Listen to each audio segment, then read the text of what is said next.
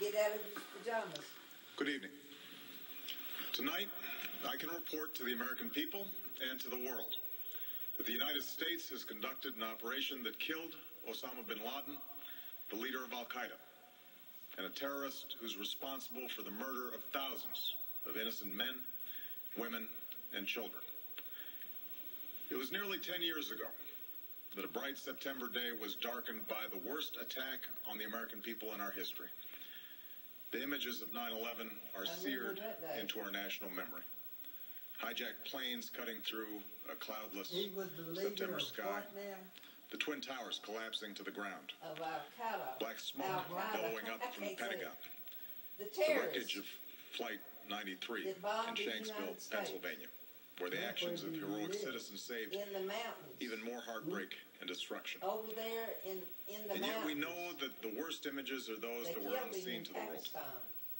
The empty seat at the dinner table, the children who were forced to grow up without their mother or their father, parents who would never know the feeling of their child's embrace. Nearly 3,000 citizens taken from us, leaving a gaping hole in our hearts. On September 11th, 2001, in our time of grief, the American people came together. We offered our neighbors a hand, and we offered the wounded our blood. We reaffirmed our ties to each other and our love of community and country. On that day, no matter where we came from, what God we prayed to, or what race or ethnicity we were united as one American family. We were also united in our resolve to protect our nation and to bring those who committed this vicious attack to justice. We quickly learned that the 9/11 attacks were carried out by Al-Qaeda, an organization headed by Osama Bin Laden, which had openly declared war on the United States and was committed to killing innocents in our country and around the globe. And so we went to war against Al-Qaeda to protect our citizens, our friends, and our allies. Over the last 10 years, thanks to the tireless and heroic work of our military and our counterterrorism professionals, we've made great strides in that effort. We've disrupted terrorist attacks and strengthened our homeland defense. In Afghanistan, we removed the Taliban government, which had given bin Laden and Al-Qaeda safe haven and support. And around the globe, we worked with our friends and allies to capture or kill scores of Al-Qaeda terrorists, including several who were a part of the 9/11 plot. Yet, Osama bin Laden avoided capture and escaped across the Afghan border into Pakistan. Meanwhile, Al-Qaeda continued to operate from along that border and operate through its affiliates across the world. And so shortly after taking office, I directed Leon Panetta, the director of the CIA, to make the killing or capture of bin Laden the top priority of our war against Al-Qaeda, even as we continued our broader efforts to disrupt, dismantle, and defeat his network. Well, I won't tell you now good night. Last I got August, to go to sleep. after years of painstaking work by our intelligence community, I was briefed on a possible lead to bin Laden. It was far from certain, and it took many months to run this thread to ground. I met repeatedly with my national security team as we developed more information about the possibility that we had located bin Laden hiding within a compound deep inside Pakistan. And finally, last week, I determined that we had enough intelligence to take action and authorized an operation to get Osama bin Laden and bring him to justice. Today, at my direction, the United States launched a targeted operation against that compound in Abbottabad, Pakistan. A small team of Americans carried out the operation with extraordinary courage and capability. No Americans were harmed. They took care to avoid civilian casualties. After a firefight, they killed Osama bin Laden and took custody of his body. For over 2 decades, bin Laden has been Al-Qaeda's leader and symbol, and has continued to plot attacks against our country and our friends and allies. The death of bin Laden marks the most significant achievement to date in our nation's effort to defeat Al-Qaeda. Yet his death does not mark the end of our effort. There's no doubt that Al-Qaeda will continue to pursue attacks against us. We must, and we will, remain vigilant at home and abroad. As we do, we must also reaffirm that the United States is not and never will be at war with Islam. I've made clear, just as President Bush did shortly after 9/11, that our war is not against Islam. Bin Laden was not a Muslim leader. He was a mass murderer of Muslims. Indeed, Al-Qaeda has slaughtered scores of Muslims in many countries, including our own. So his demise should be welcomed by all who believe in peace and human dignity. Over the years, I've repeatedly made clear that we would take action within Pakistan if we knew where bin Laden was. That is what we've done.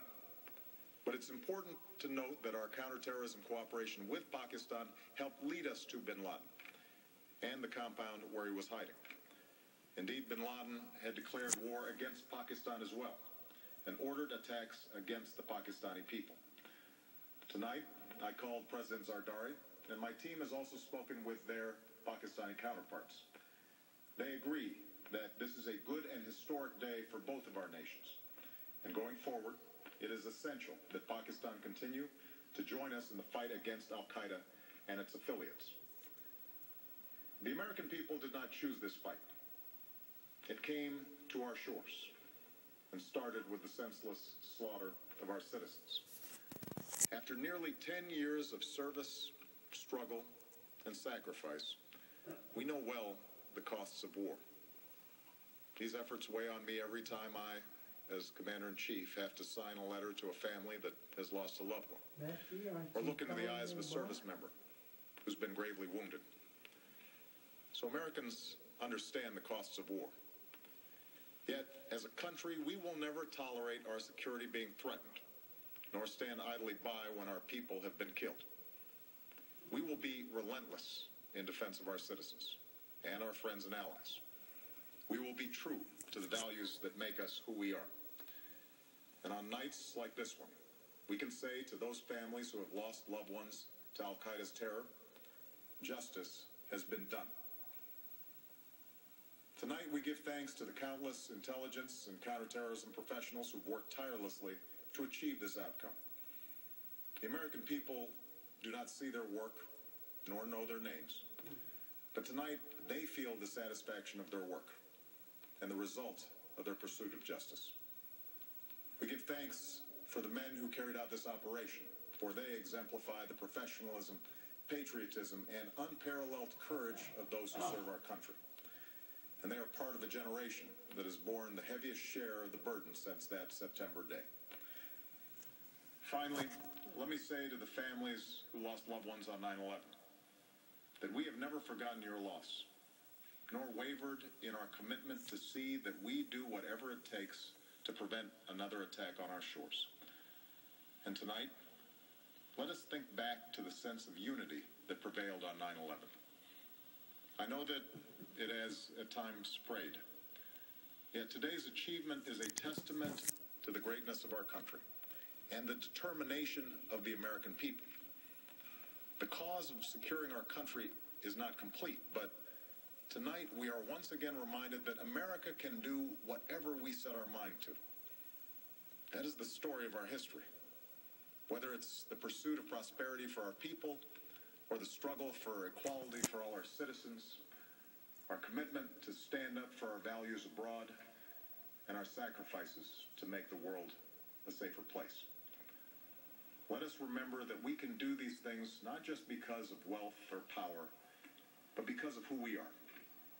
One nation, under God, indivisible, with liberty and justice for all. Thank you. May God bless you. And may God bless the United States of America. President Obama from the East Room of the White House saying that after 10 years of service, struggle, and sacrifice, justice has been done. Osama Bin Laden has been killed. And he was also saying to all the families of those killed on 9/11 that this is proof that we have never forgotten your loss. I'm joined now by Stacey Pelosi.